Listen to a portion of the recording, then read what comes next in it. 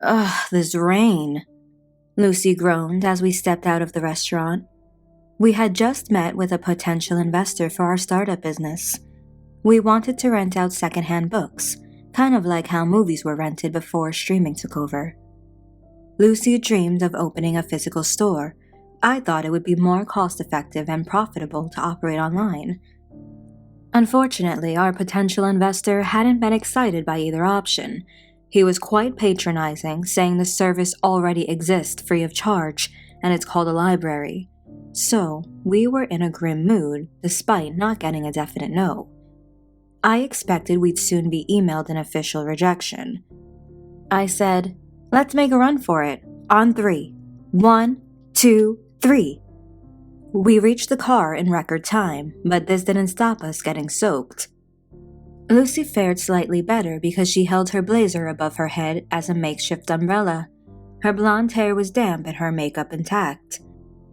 My brunette locks were dripping and black mascara streamed down my face. I wasn't too bothered because I didn't have anything else to do that night. It was gone 10 p.m., and I was looking forward to a hot shower followed by my cozy bed. The earthly scent of rain filled the small car.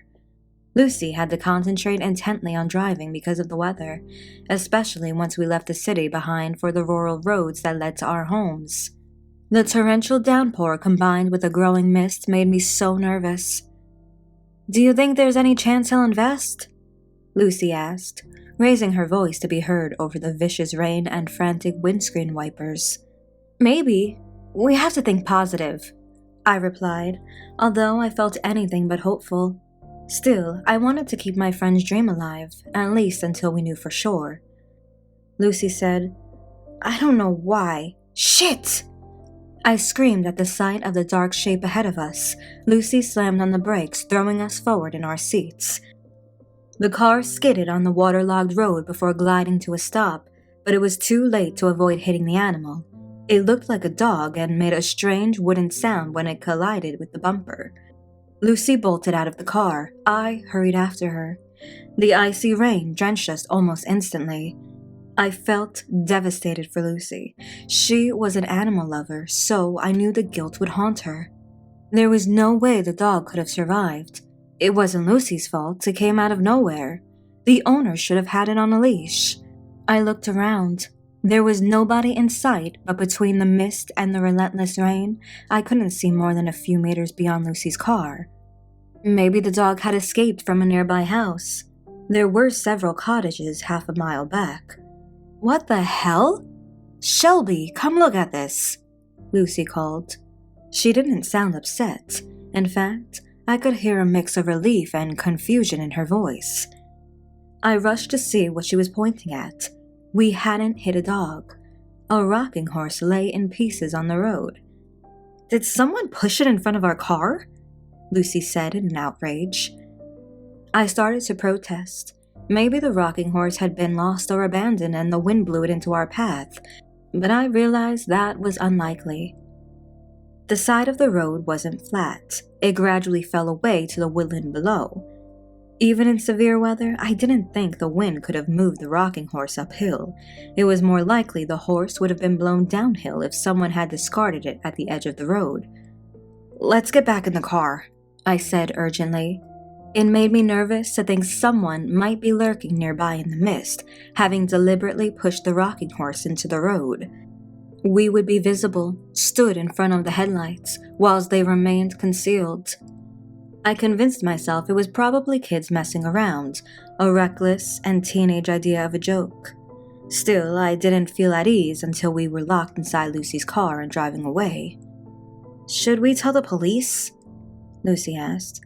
"Maybe, but what can they do?" I replied. "I'll call them when I get home. I think we should let them know. It could have caused a serious accident, especially in this weather. Why are people such idiots?" I couldn't help but laugh at that. "They can't all be geniuses like us," I quipped. We arrived at my house 10 minutes later. "Don't give up hope yet, okay? There are other investors," I said. "Where? I don't see them." Lucy replied, placing her hand against her forehead in a salute-like gesture, pretending to look around and peer into the distance.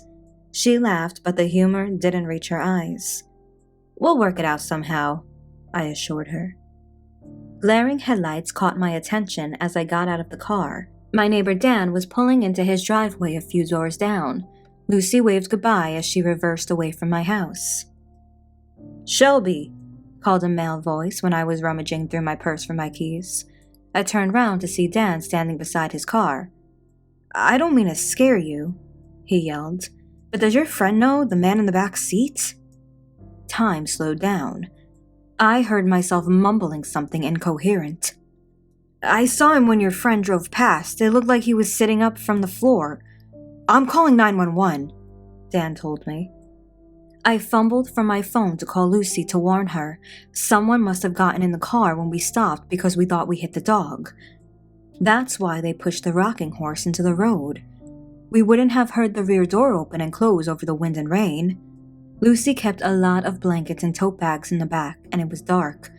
I felt sick knowing someone could have been there without our knowledge, but I was almost convinced Dan was mistaken or playing a cruel joke. I didn't know him that well. "Pick up, please pick up," I whispered as the phone rang on and on. I made a weird yelp-like noise in relief when I heard Lucy speaking in my ear, but it was her voicemail.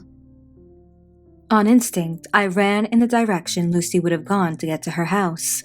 If the man had been sitting up when he passed Dan, that probably meant he had immediate plans to rob her or steal the car, maybe even take her hostage. I screamed. My feet collapsed from under me, like they suddenly couldn't hold my weight. Someone caught me. I panicked for a second, but it was Dan. He pulled me backwards away from the grisly scene before us. Lucy lay sprawled on the road, her body half in and half out of the car. Her throat was slit. The rain splashed up the blood around her head. A man was sprinting away, but I already knew I wouldn't be able to identify him. I only glimpsed a thin, hooded figure before he vanished into the darkness. I waited for the police at Dan's house, but there was little we could tell them. 3 months later, and the killer is still out there. It turned out we got the investment, pending changes to our business model. It operates more like a subscription box now. I named the business Lucy in the Sky with Books. As time went on, I thought I was adapting to a world without my best friend. Dan and I started dating, and he helped me through the grief. But I was driving home one night, on the same stretch of road when I saw a smashed-up rocking horse littering the ground.